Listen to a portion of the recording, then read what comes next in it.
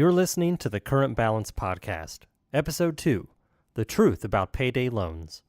Let's go.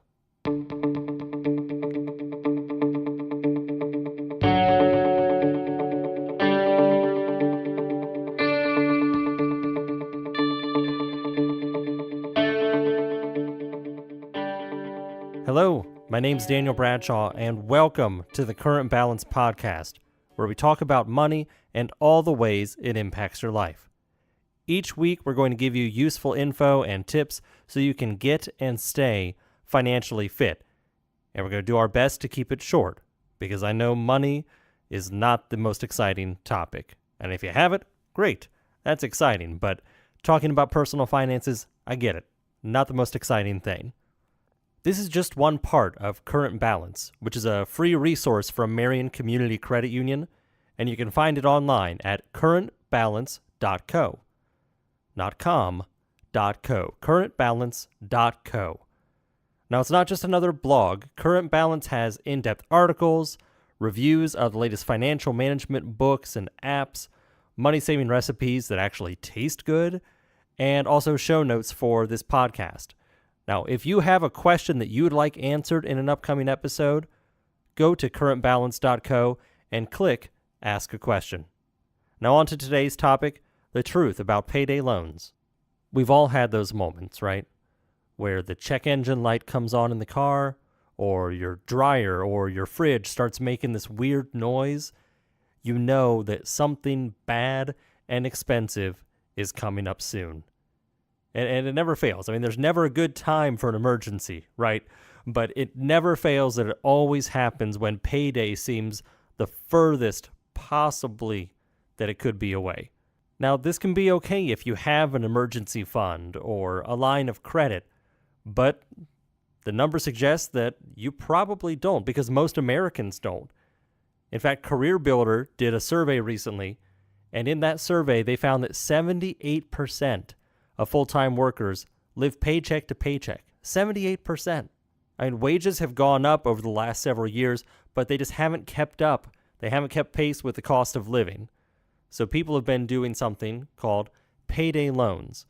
Now, payday loans are called a few different things. They might be called cash advance or check advance or post-dated check loans, but they've become really, really popular lately as a way to get some fast cash in a pinch. And it's easy to get them. All you really need is you need to be employed. You have to have a telephone, a utility bill, a checking account, and a driver's license. Here's how it works. Here's how payday loans are structured.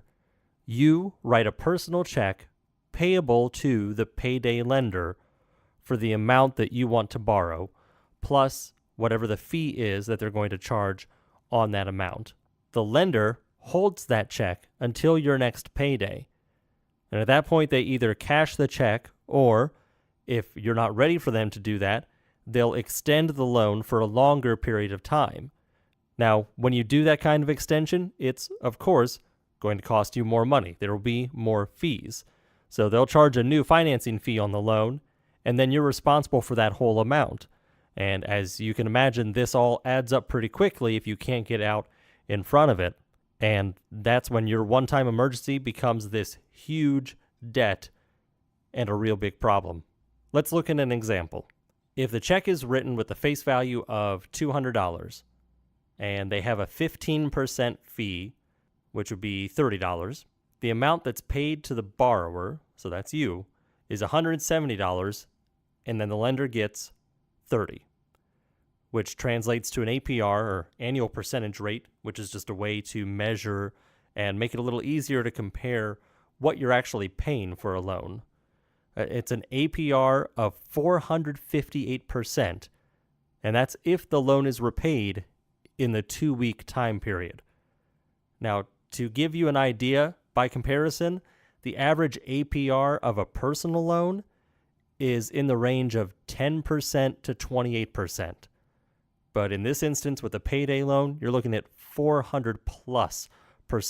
If that is rolled into a new payday loan, you have an additional fee of $30 that's going to be charged. The loan is raised to $230, and the APR jumps from 458% to 917%. So it's going to cost you $60 just to borrow $170 for 1 month. It's crazy. Absolutely insane the amount that is being charged on these short-term loans. And if you can't keep up with this, if you miss payments, that means several things. First off, obviously your credit score is going to take a huge hit, as it would for missing payments on any kind of loan. But also the terms in these kind of loans could allow them to garnish your wages. They could take your car. They could be bothering you at home or work, or even take you to court.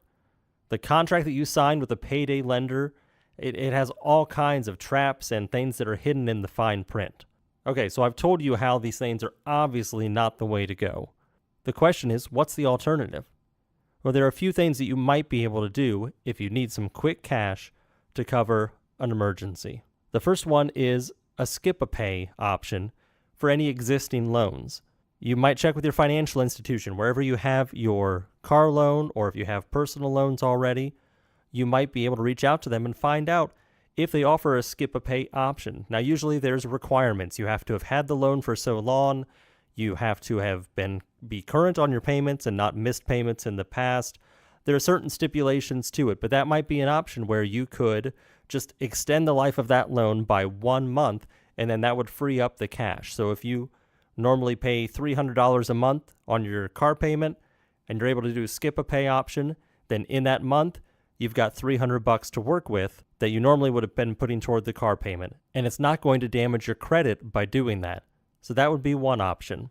The other option would be a personal loan. With a personal loan, it's a fixed amount of money, it's a fixed term, and there's a fixed payment, plus it's over an extended period of time. So it's going to be easier for you to manage and less likely for it to get out of control like a payday loan could. The third option, which really doesn't help you in that situation, but if you start taking action today, right now, right after you get done listening to this episode, take action today and save money. Save money. Put aside an emergency fund. That's going to help you out. If you have money set aside for these kind of emergencies, then when that check engine light comes on, when that funny noise starts coming out of the dryer or the fridge, then you don't have to be in a panic, and you're not going to be as desperate and turning to things like payday loans. Now, saving isn't necessarily easy. It's simple, but it's not always easy. So I always recommend doing it automatically. When your paycheck comes in, talk to your financial institution. Have them set aside. Have them automatically transfer a portion of that paycheck every week or 2 weeks or how often you get paid into a savings account. Better yet, set up a secondary savings account that you don't see all the time and have the money go into there. You want to aim for about $1,000. That's going to cover most of your emergencies. A car repair, replacing a large appliance. $1,000 is going to cover a lot of those type of things. Your ultimate goal for an emergency fund should be about 6 months of your basic expenses. But starting off with $1,000 should get you by just fine. Hopefully you have a better picture now of payday loans and why you should be avoiding them if at all possible. Again, the best way to solve this is start right now. Take steps today and start saving up for those emergencies so you don't get into a situation where a payday loan even is a conceivable option for you. All right, that wraps things up for this episode. If you want even more info to get yourself financially fit, or if you have a question or a suggestion for a future episode, make sure you check us out online at currentbalance.co. That's the free resource from Marion Community Credit Union. Now, if you got something out of this episode, please tell other people about the podcast. One way you can do that is with a rating or review in whatever app you're using right now to listen to this. Or you could post a link to currentbalance.co on any social media platform. Please tell people about the show. We want to help as many people as we possibly can with this information. All right, that's all for now. Later.